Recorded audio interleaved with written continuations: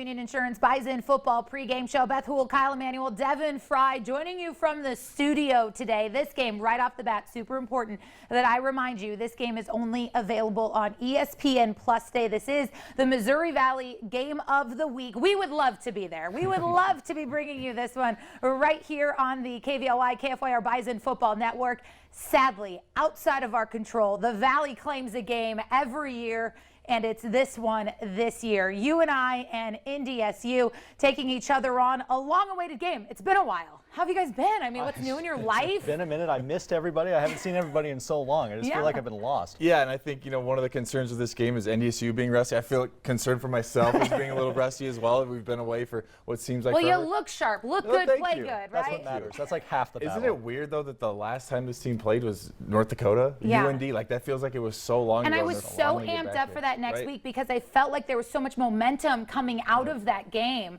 that I was like, this NDSU was ready to go. They were going to, sprint off to the races. We'll see you in Frisco. I had that momentum. They finally gave us that game that we've all been waiting for, right? Where everything looked crisp, offensively, defensively. A team that was playing so well in North Dakota, and then to have to go into this break and this 2-week hiatus. It's got to be frustrating. I can't imagine being one of those players. I got to talk to one of my former teammates, Mike Hardy. I saw him yesterday, and he was just like, Kyle, can you imagine if we had to go through what they're going through right now back when we were playing? And it was one thing when you knew it preparing for Frisco. When you knew you were going to have some time, you were excited for some time. It's a national championship game. You were prepared. A little bit different. A little bit different. Yeah, absolutely. And more than anything, the way that USD game went down and not knowing. And so it was waking up that morning, I didn't know. I asked some of the players. They didn't know that it could be canceled that morning. And so on that note, I feel like we should get to Northern Iowa. There's a little bit of anxiety. Ryan Gellner, are you there? Are we playing football today? Yeah, that's the big thing, Beth, is that the Bison are playing football today. I'll take you through the week for North Dakota State. The Bison, they tested 100% negative, which is good on Monday. They tested again on Wednesday, again 100% negative. So negative cases all week long. For NDSU, they are good today. The Bison also in the last 2 weeks have gotten healthy, which is good news for North Dakota State. On UNI's side, well, they have a couple COVID-related cases on the defensive line, so their defensive line will be short a couple of players going into today. Beyond that, no COVID concerns on either side. UNI is 3-3. 4 wins, if they win today, isn't good enough to get them into the playoffs. So the big question, guys, is why is UNI playing this football game? And here's the reason why. They are feverishly looking for a game for next week. If they beat the Bison today, they think they can find a game at next week and get them to 5 wins. Is 5 wins good enough to get them into the playoffs? Of course, for North Dakota State, guys, they just need to continue to win, and they are in. So there are storylines here. We'll figure out which one plays itself out. And we'll have much more from the Uni Dome in just a little bit. For now, though, back to our studios in Fargo. Yeah, Brian Sean Lee Timmerman here, and a little bit perplexing how some of these coaches are looking at their playoff chances. UNI thinking 3 losses, 5-3 could get us in. Southern Illinois is looking at it in the same respect. I think it's a long shot at best that either one of those teams has a shot at one of the 6 at-larges. The unfortunate part of all this, though, is you're right, one of 6 at-larges, but there are going to be teams that are in the playoff bracket that won't be as good as SIU and UNI. Happens every year. Will it happen this year again? I think it will. And Missouri State tied for the league lead going into the last couple of weeks of the season. That hasn't happened since like the 1980s, since they made a playoff berth. But for North Dakota State, controlling its own destiny, certainly. Last road game, the Bison have won 2 straight on the road at Northern Iowa. They've beaten UNI 6 straight times in this series. And again, this was the program the Bison were chasing when they got into D1, got into the Valley, and now they've done really well against them. Yeah, when NDSU kind of leapfrogged over UNI, I guess, in the battle of the conference, that's really when, obviously, NDSU arrived and became the national championship juggernaut that the Bison have been. But that last time that we were down there in Cedar Falls, I mean, that was just where the Bison blew the Panthers right off the floor, scored 46 points, and Adam Cofield had a big game, Trey Lance had a big game, Josh Hayes had a big game. Unfortunately, those are 3 names that won't be playing today, but that's another story. I don't think we'll get into that right now. But yeah, the history, the fact that the Bison have played well there is a good sign, and I think they're going to play well there again today. And the standings are a little bit unique right now. I mean, this is strange. We've had some COVID losses with games. Missouri State is 4-1. Northern Iowa is out of it right now. You'd think at 3-3 in the league, but South Dakota State, North Dakota State are all kind of in that mix right now of teams that are still thinking, hey, we got a good shot at a playoff spot. But with the 6 at-larges, you can't think more than 3 from the Valley are getting. No, and that's why today's game is so important, because the Bison really want to, I mean, not to leapfrog into next week, but the win today makes next week's game even that much more fun, because there's home field and all kinds of playoff implications that go along with something like that. Meanwhile, South Dakota State opponent next week, Not pretty playing. much got a month off. They're supposed to play USD today. That is off. That's who NDSU will hopefully play in the Fargo Dome coming up next Saturday. Let's go back to Beth, Kyle, and Devin. All right, thanks, guys. Yeah, it's funny that we have to talk about it like that now. Like, hopefully playing next week. It really is just kind of a constant situation. You know, Lee mentioned it. Some of those names that aren't in this game this week. Josh Hayes, one of those names. He's been playing for the Bison, been one of, you know, Matt Entz has repeatedly said he's the best back in all of FCS football this year. Made the decision, announced on Monday by the team that he's left the program and is going to be entering that transfer portal. Yeah, and this is a tough situation. I know I can't imagine what Josh had to go through to come to that decision. Obviously, it's tough for the team. That's your brother. That's the guy you go to battle with, and now he's no longer there. But I mean, ultimately, I think you have to come down. It's got to be his decision. You got to do what's best for you, and you got to do what's best for your family. I personally, I hate to leave anyone. I hate to see anyone leave NDSU. I obviously think it's the greatest place ever to play college football. I really wanted to, I didn't want to prepare you. I didn't want to give you a heads up that I was going to ask you, but does this make you, what's this feel like to see guys leaving now? Yeah, I know they've got good opportunities. Josh Hayes, a unique situation. He has a child down in Florida. He hasn't had the chance to see. There's all of these good reasons why and things you can understand, but as a former player, worked so hard to build it. Does it make you a little bit mad? It makes me a little bit mad, I got to be honest. I don't know if mad's the right word. It hurts a little bit, and because of what you said, you build it up, and you talk about family so much and loyalty and all those different things. You talk about the Bison football and the brotherhood and family, and to see someone leave, it hurts a little bit. But at the same time, sometimes I feel like being selfish saying that, because that Josh, like you said, he has a child back. I mean, there's so many things that we as former players, as current players, as members of the media just don't know, that things have to go into that decision. And when your guys' group, I feel like I'm not that much older than you, so you guys were more my friends. These guys, I kind of feel like I have a very they're just these kids, and I want what's best for them. Right, and so there's very much a part of me that's I get it, and I just want you to succeed and be great, but I would have given you a much harder time for leaving. Right. It's a different time though in college football, right? There's a lot of people doing this now. I think that's the biggest thing to see it. You just never really expected it. I remember all of you yelling at me when I said that Jabril Cox would not be leaving after I asked him explicitly, and everybody was like, "Why would you even bring that up? That's not a thing." But it very much is, and that was really the beginning of this. You had the chance to talk to some of the players this week about this departure. I did, and everyone had nothing but good things to say. Obviously, everyone very supportive. He's their brother, and at the end of the day, he's going to do what's best for him, and they know that. They understand that. And a lot of people down further on the depth chart, they're looking at this as another opportunity to step up, which we heard from another member of the cornerback staff earlier this week. The mentality is that you have to take advantage of every opportunity. Same as it's always been. You always want to take advantage of the opportunity, whether you're in a rotation or now having a full game potentially. Just knowing that he's gone and you might have more time or more chances, just got to take advantage of them all. Yeah, Dustin, you're going to have a lot more time. A lot more time and opportunities out there. We'll take a much bigger look, obviously, at this position group later in the show and the expectations, the shoes they have to fill, and how really they're going to have to do it by committee in order to have an impact. We've got plenty more to come on the Farmers Union Insurance Bison football pregame show. Stick with us. We'll get back out to Northern Iowa for the latest just after this.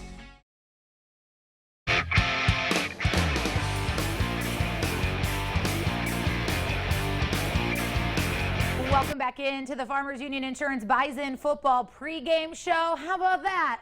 some fans, I think those are parents, welcoming the Bison into the Uni Dome. Always an interesting place to play. That it is, and not the greatest of memories for me. I think I got hurt the first time I played there, and we won. Plus some raspberries probably from the AstroTurf. And you have to wear like tennis shoes. You can't wear cleats because it doesn't wear. I don't know if they fixed that yet. No, they still have AstroTurf. Because they have a unique. It's not like the Fargo Dome where they can roll it up and store it. Like they have to keep it or something. Like so, it's not the best place to play. And I mean, Northern Iowa usually plays well there. Let's be honest, they really do. So. Yeah. That helps a little bit too. The surface being a literal carpet kind of helps a little bit when you're used to that. Yeah, when that's what you're accustomed to. Well, we're going to get the latest on the Panthers. Ryan Gellner with the play-by-play voice of the Panthers. Longtime play-by-play voice Gary Rima joins us. And Gary, first time I saw you today, you said, well, at least we're playing football. It has been a weird year. Well, and for the Panthers, we thought we were going to play last Friday at South Dakota, and on Thursday morning we got the call and said don't travel, no game Friday night. It would have been a fun Friday night game at their dome, but got postponed or canceled because of COVID issues with South Dakota. When you look at North Dakota State not playing for a couple of weeks, both these teams, I think, really hungry to play, and we're anxious to broadcast a football game again. Will McElvoy back at quarterback for you guys. That's big when you have your signal caller back. Yeah, Justin Fonby, the redshirt freshman, really performed well in our win at Western Illinois. Didn't play real well in our loss against Missouri State, but he had one-day prep.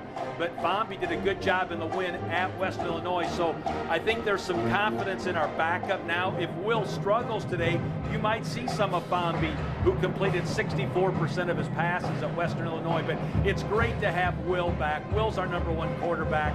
He would have played last Friday at South Dakota if we would have played. Bison fans, if they follow along and know UNI, they know UNI brings a good defense. No difference this year. They've been real good. At times, I think elite. I mean, just really good. And then they've had some ups and downs at times too. But when you figure we lost Ellerson Smith, our best defensive end to the NFL draft, we lost our best linebacker, Chris Kolarevic. He went into the transfer portal and left. Xavier Williams, our best defensive back, transferred to Iowa. This defense has been still outstanding, even losing those 3 guys. And I think that tells you about the depth and the importance of defense at UNI. It's all led by that front 4, at times a front 3. They can play a 3-man line, a 4-man defensive line. That's where it all starts with this team. Really like our linebackers, Cuvalier and Van Wy. They've been our best tacklers, our most active guys there. But the defense is led by that front defensive wall, and they'll have to be great today to keep us in this one. The million-dollar question when it comes to UNI now, 3 wins. A win today at 4 might probably not get you into the playoffs. Is it worth it to play this game? Has that question been asked? I actually asked Coach Farley that Thursday night on his call-in show, and he just said, we want to play. We committed to play. We're going to play. We're going to be down some men against North Dakota State. We might have a few COVID issues, contact tracing. We got injuries. We lost one of our best defensive linemen at Western Illinois. He said, but my guys want to play.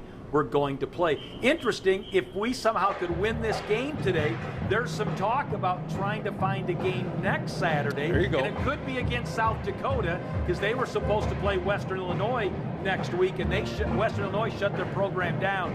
If we would happen to win today and find a game next week and go 5-3, we're in the playoff discussion. It's kind of, slim and none, but Slim's only got 1 foot out the door, not both. So we'll see what happens. But it's a must win today if you want to even have any dreams of that happening. And whether that would come to fruition next week in another game, hard to tell. But there's some possibilities there. We saw Southern Illinois go schedule Southeast Louisiana for a game next Saturday. So we'll see. But I think everybody, they love this matchup when it's UNI, North Dakota State. You want this game to be played. We'll play it and then see what happens after the game. Appreciate the time, Gary. Have a great call. Hey, great being with you guys. Good luck. Back to you. Thanks so much, guys, and thanks for the time. Gary, I think he hit the nail on the head there. This is a game that everybody always looks forward to. I remember when the schedule came out and you saw it was going to be UND, USD, SDSU, UNI. You were like, oh, the gauntlet. Yeah, Like that, it's exactly what it was going to be. And you were like, gosh, I hope that there's no rescheduling because they could really use a week off before going into the playoffs after the UNI game. Because it is always so physical no matter where these teams are. There's been years UNI's been out of it and they still show up ready for the Bison. Well, we talked about it on the coaches show last week and how, UNI's probably out of the playoffs. Will they show up? What are we going to see? And I think, you talk about like being a competitor, you just want to go out and play. It shouldn't matter. And I think that's what UNI, that's kind of going to be their mindset do a good job for of this that. game. Look, it doesn't matter. Of course, if Farley's yelling at you. Right. Well, and of course, now they're talking, well, if we win this game, we might have a shot for the playoffs. So now you have that hope. I think you're going to see a very motivated Northern Iowa team to beat NDSU. Brian just talked about NDSU's beat them 6 times in a row. That doesn't happen 2 times at home in a row. You're going to see a motivated Northern Iowa Panther team, I think. Well, it's bizarre this year with the playoff situation because there's teams that are 1-1 right now that are going to be getting into the playoffs this year. 100%. And I don't think it's fair to say that anybody is out necessarily because who knows with COVID. They might be calling up teams. True. You have no idea what's going to end up happening. So you really have to play every game like it's a must-win, no matter where you are on the season, wins, losses, it doesn't matter. And that's how Northern Iowa is going to be looking. And I asked Mike Kern a couple of weeks ago when the NDSU USD game, he's the he works for the Missouri Valley Football Conference. I asked him if USD has a cancellation and Western Illinois for some reason can't play that last week, could the Bison play USD in that week 18? Now, of course, NDSU is playing SDSU next week, but I asked, and he said, if there's a chance that we can safely provide a game for our teams, we will absolutely do it. So I think if both those teams want to play next week, the Valley will absolutely support that. And so, if they can build that momentum, they have a lot on the line and a lot to play for. It's just insane, the crazy scenarios that are coming out of this spring And I'm not like a season. bracketology person, but I see how people get into it because now my head is like spinning with all these different possibilities, We putting just had together the March jigsaw. Madness.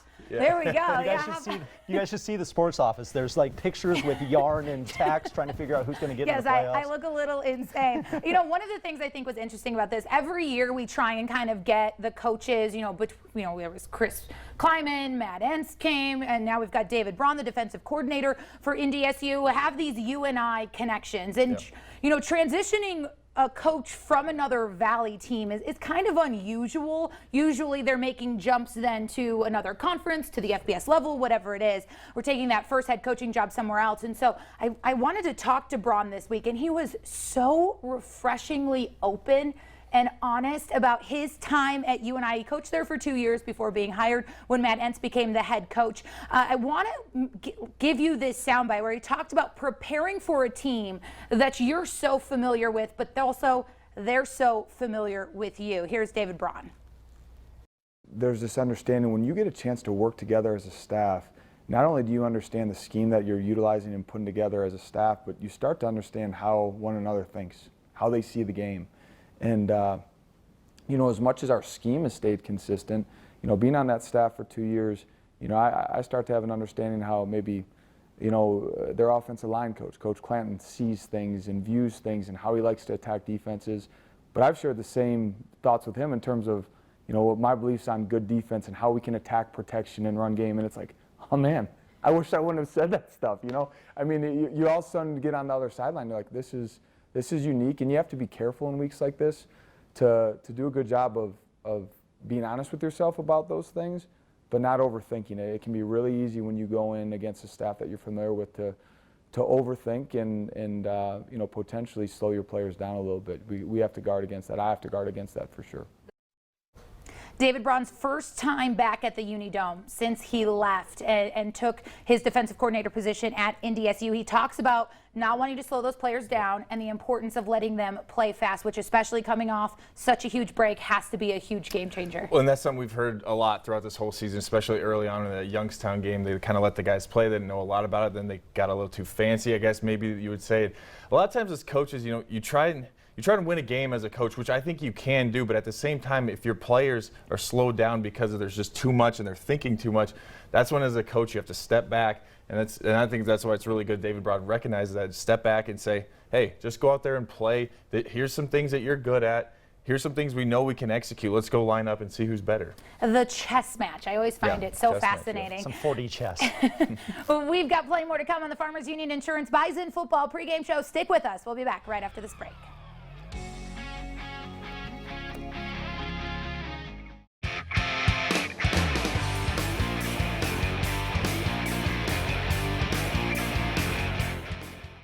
welcome back into the Farmers Union Insurance Bison football pregame show. Another friendly, healthy reminder, this game on the ESPN Plus app today. Only option to be able to see this game, the Missouri Valley Game of the Week. Again, we would love to carry this game for you, but ESPN Plus, the sole provider of this one per Missouri Valley Conference. I promise, it's nothing in our control. Fault. You don't want to field a bunch of phone calls? We still are. Still It's fine. Still are. It's fine. We're here for you. Don't you worry. Guys, want to take a look at the quarterback situation as we typically do. Zeb Nolan listed as that starting quarterback and played well against UND at the end of the day. When you look at his numbers again, it's still kind of a mixed bag of everything from Zeb, but he played a solid game and he seemed a lot more confident, even throwing those interceptions. Continue to be impressed with his ability to bounce back, get back out there, and continue to play his game and lead this team. Yeah, sure. I think Zeb has shown a lot of flashes this year where there's certain drives where he's slinging the ball, he's reading the coverages, he's getting the ball out of his hands quickly, and which has been was something that was a little the quick release. Right. I know was a little bit of a concern early on, showing off that arm and moving the ball a little bit. But then there's the times where he leaves you with some things that you still want, or he throws up the ball and there's an interception. And not surprisingly, those times you feel it. Like we all feel it coming when you're watching the game. I think the whole stands goes, oh no, everybody braces for impact. You can kind of feel that momentum swing, or you can see that pressure coming. And it's just those couple of little things that are kind of just holding him back at this point. But overall, One thing about, sorry, Kyle, but one thing about Zeb too is after those interceptions, his head's never down. Like he comes right back out the next drive, and then he usually follows up the interception with a pretty good drive afterwards. So I mean, it's all about battling back from that, which he's been able to do so far this season. And then, of course, Cam Miller, I'm still expecting. I don't think the coaching staff, I don't think Tyler Roll has given up on this Cam Miller option. I think they like a little bit. I mean, it pains my heart a little bit to have a 2 QB system, but you are keeping teams on their toes, and you have to account for Cam Miller back home in his home state, an Iowa native, getting to be back in his home state. I'm sure his dad is there to give his feedback if he'll be in, and still continue to be. I'm impressed with their ability to just handle this situation, and it continues to impress me how NDSU, the coaching staff, and these players are able to maneuver this situation. Especially as a true freshman. Cam Miller coming in and he didn't expect to play. He said that in a couple interviews. He didn't expect to be playing this early, but to be able to handle all that with Zeb, and then the way he came in at Illinois State, I believe, and handles that last drive of the game. I mean, the composure. I mean, just for a young kid, he's just like Zeb. He's shown flashes as a very young kid. Like he's going to be a very good player here, and he's already contributing now. We got to see how both quarterbacks are going to do after that much time off as well. And they've gone through 3 different game plans in the span of like 10 days. And and you didn't get to use 2 of them. So it's going to be interesting. Oh, well, let's get the opinion of a few guys that have watched more than a few snaps of both of these guys. Brian Shawn, Lee Timmerman, how you feeling about Zeb Nolan making the start today? Well, I think it'd be interesting to see how the guy reacts. Again, it's been a while since they've played a road game, but what helps a quarterback is a really good running attack, and North Dakota State showed that certainly against North Dakota a few weeks ago. Lead the Valley almost 220 yards a game on the ground. I think there's one thing you always have to keep in the back of your mind when you're talking about Zeb, and it has nothing to do with the plays he's making on the field. His teammates voted him captain.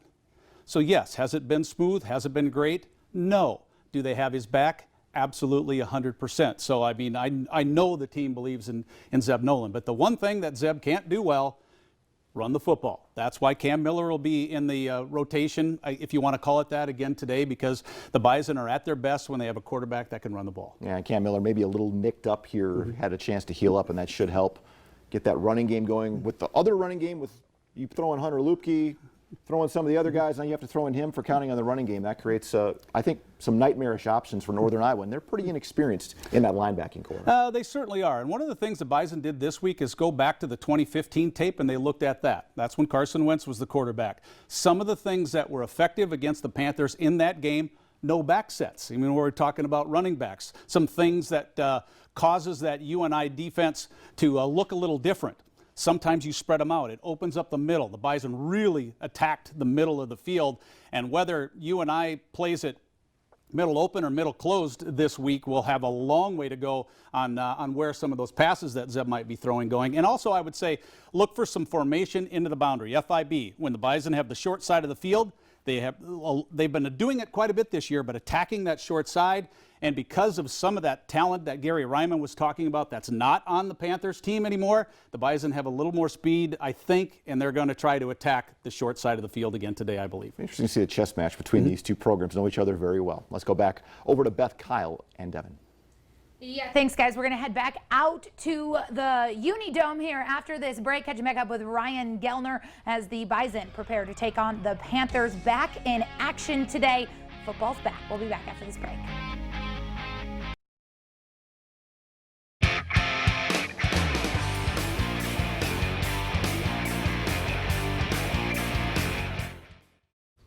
Welcome back into the Farmers Union Insurance Bison football pregame show. NDSU and Northern Iowa kicking off this afternoon at 4 p.m. on ESPN+. We go back out now to the Uni Dome for the Sanford Orthopedic Sports Medicine Injury Report.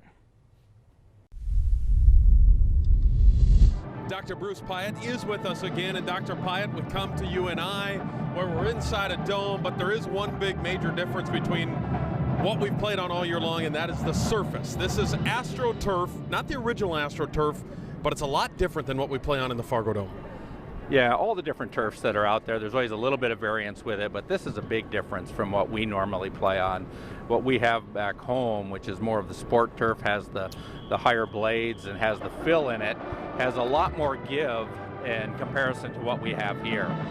From a medical standpoint, of course, now, why would we talk about turf? Because there are things that concern you when it comes to turf. Yeah, to be honest with you, I kind of forget until you walk in this building what they have. This is better than what they used to have and better what we used to have in the Fargo Dome, but it's still not the quality of what we're used to. And our worry is that whenever you have a surface that's different, there's going to be some kind of traction that occurs between the athlete's foot and that surface. And with this particular surface that we're dealing with, it really is a very sticky surface, and so I always worry that force is going to be transmitted somewhere, and it usually goes up the leg into the knee, so I worry more about knee injuries when it comes to this type of a surface. Beyond maybe different shoes, any other precautionary things the players will do today? No, I think that's the biggest thing is the type of shoe wear, and you'll see that our athletes will have a variety of shoes that they'll wear. They'll come out, and that's what they're doing now in pregame, is kind of testing the different types of shoes that they have. Most of them are going to go to almost even a tennis shoe or a basketball shoe type bottom with it because they can get enough grip with that, but not so much that it really puts too much load on their extremities. As always, let's keep them safe today. I'm always for that idea.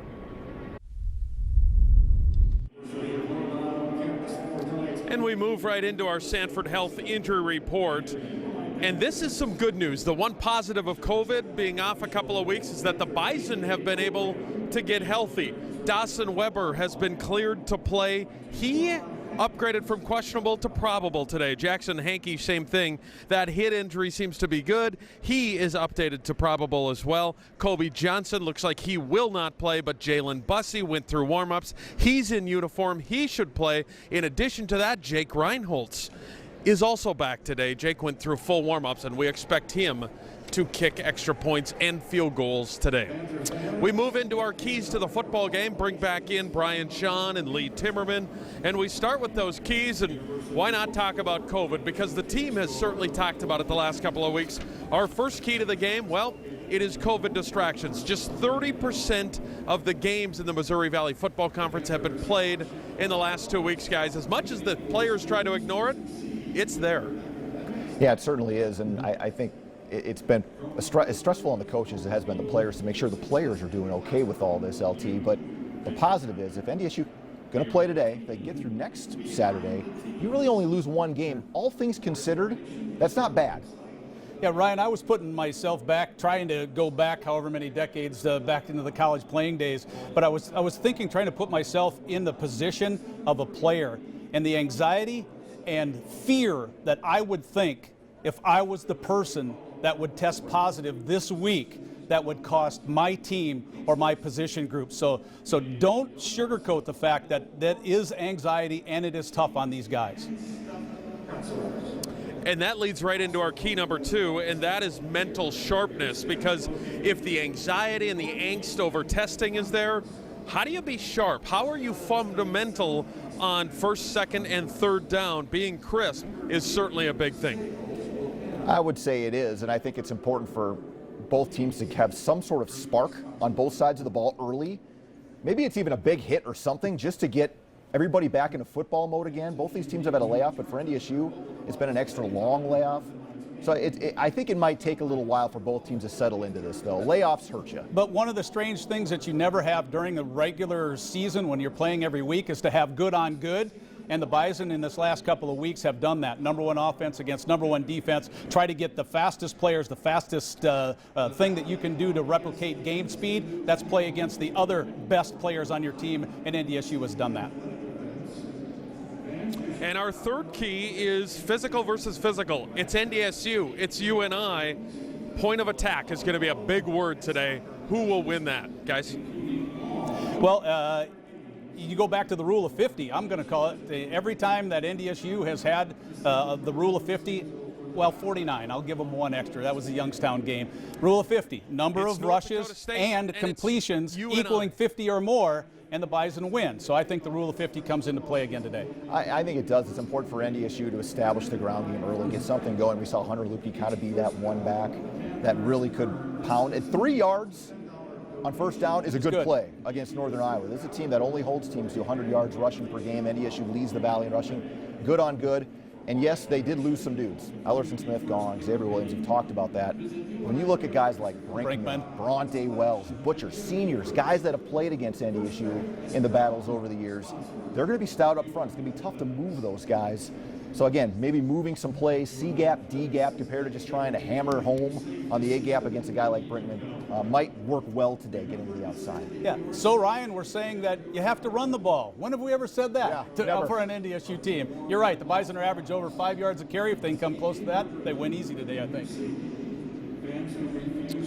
We know what we're going to get. It's North Dakota State and it's UNI. This is the Farmer Union Insurance Bison pregame show. It's number 4 North Dakota State, number 24 UNI coming your way. We're back in the Unidome after this.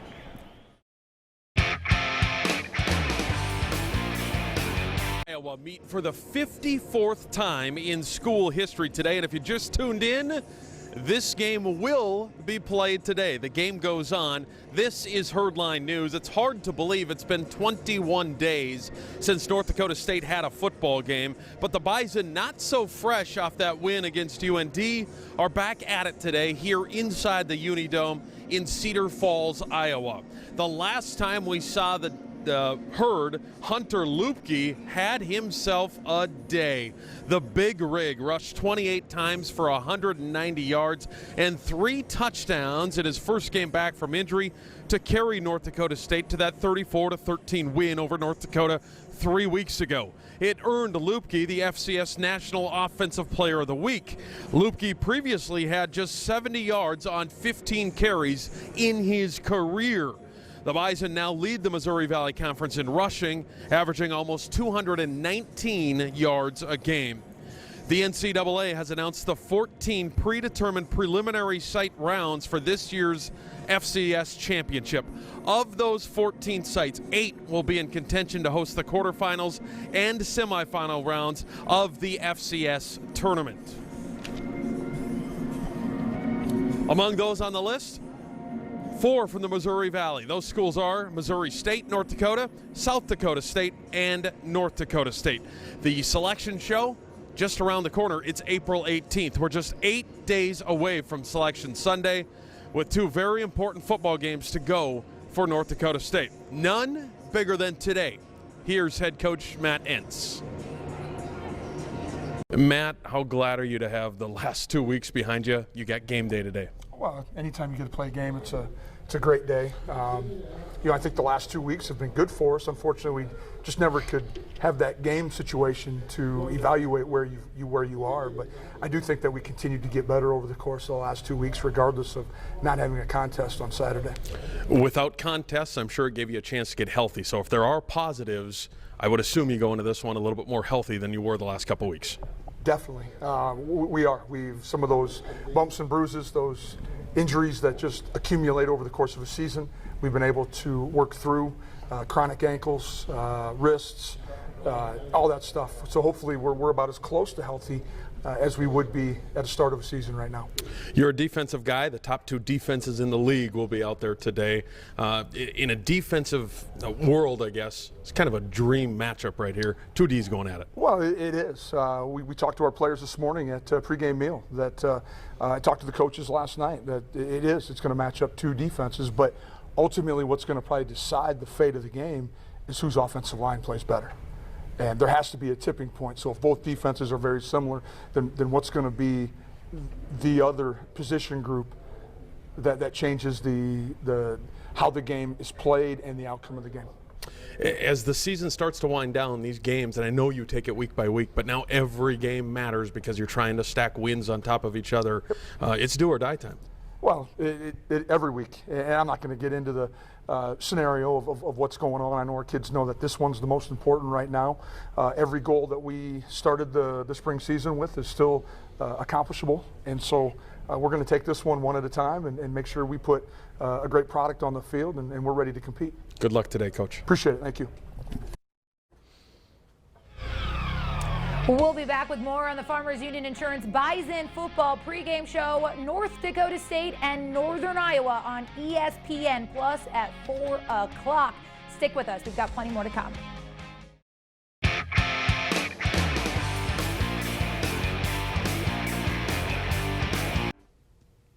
Welcome back to the Farmers Union Insurance Bison football pregame show. Brian, Sean, Kyle Emanuel, and Lee Timmerman with you as we are getting closer to kickoff here, just a little over 10 minutes away from you getting out to UNI, NDSU on ESPN Plus. That's why we are not there right now, just to make sure everybody is still aware of that. And there's not a flood of phone calls coming in here to the station after we conclude here just before 4 p.m. Let's get into our Bobcat heavy lifting reports, and this should be no surprise, I think, Kyle, when we look at the corner situation. Big spot here for Destin Talbert, Jaden Price, 2 guys that have played a little bit, but certainly more on their plates with the departure of Josh Hayes. Right, we already got into it a little bit earlier in the show, but with Josh Hayes leaving, a guy that Coach Hentz called one of the best cornerbacks in the country, obviously people have to come up and they have to step up. And I know that's kind of a cliche saying that's been tossed around at NDSU for a long time. Next guy's got to step up, but I mean, it's a saying for a reason. And, you know, these guys are going to have to play well. Obviously, Isaiah Wesson's not in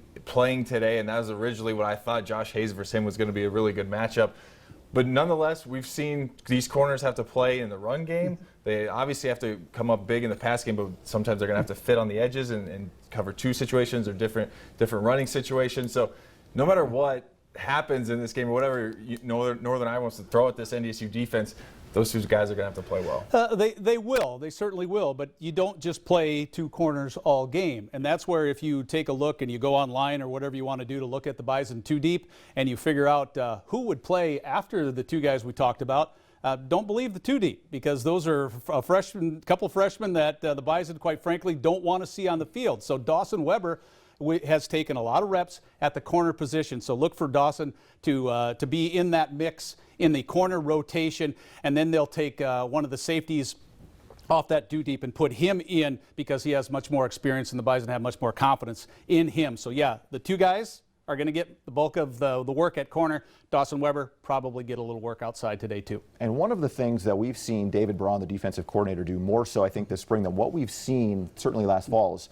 he's brought pressure a lot more and not afraid to put those corners in man situations on an island.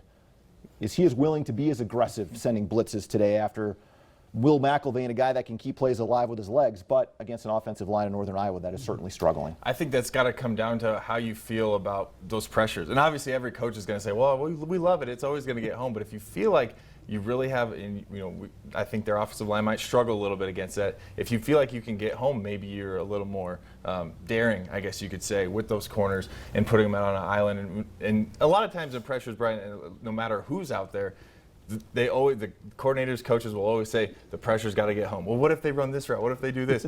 Well, pressure should get there. If it doesn't, then it's not going to work. So, we'll see what they can do there from that cornerback position. But McElvain makes a big difference. Yeah. He makes a huge difference in this game. The kid, I forget his name, who was backing him up, he played, and we've been talking nice about how he's played well, but he really hasn't. Not compared to what McIlvain can do. Now, we talked about it on the top of the show. He missed 2 games with COVID protocol, but McIlvain's a kid that can beat you. And other than him, when you take Weston off of this team, I don't know who else UNI has for kids that can beat you. Yeah, McShane's quick, Hampton's quick, but they're this tall. They're not that tall, and I think it makes quite a difference on the outside when you take Weston out. But still, McIlvain's a kid that can get it done. Under 7 minutes to go on the Coors Light countdown clock as we are getting close here to kickoff from the Unidome. And you had talked about maybe offensive line of what McIlvain can do. The one thing he can do is keep plays alive, run outside the pocket. I think that's a dangerous situation too, is the pressure doesn't get home and the guy gets free, all of a sudden he could run for a while. Yeah, and I would argue that's where he's more dangerous. If you look at his stats for the year, I think he's just over 50% completion and throwing the ball with 1 touchdown. Now he has missed some games, and they, like we've mentioned, the offensive line struggles. But I think his athletic ability, you two talked about NDSU and how they're at their best when they have a quarterback that can run. Well, I would say the same thing for Northern Iowa, going all the way back from when I played my freshman year, and some of the guys they had at quarterback, along with David Johnson, that made those Northern Iowa teams extremely dangerous.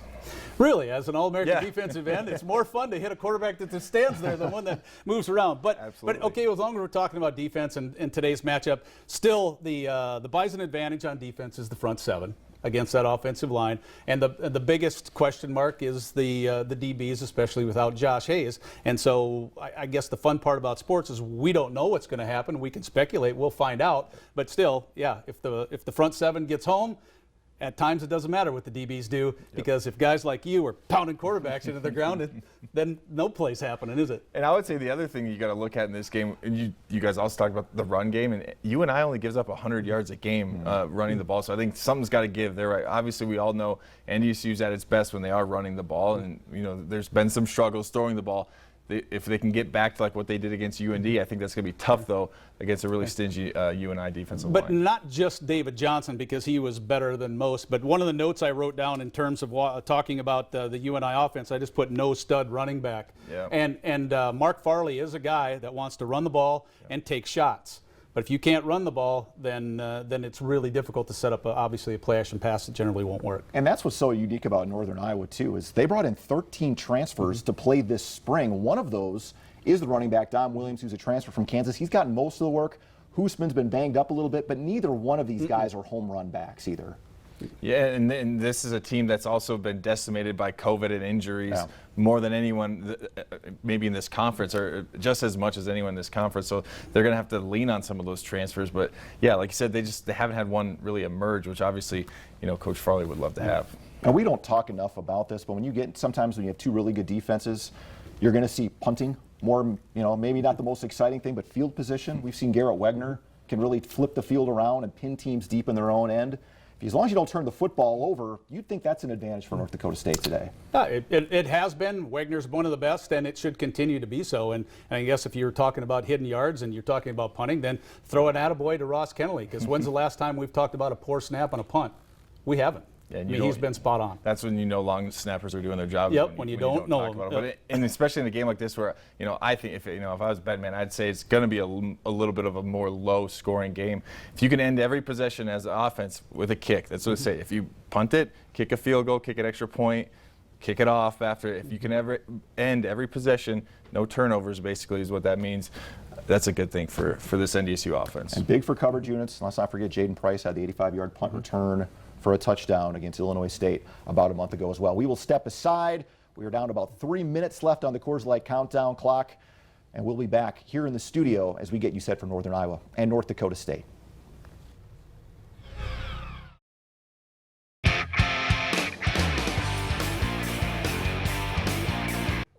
Welcome back into the Farmers Union Insurance Bison football pregame show. Less than 30 seconds on our Coors Light countdown clock leading up to NDSU and UNI.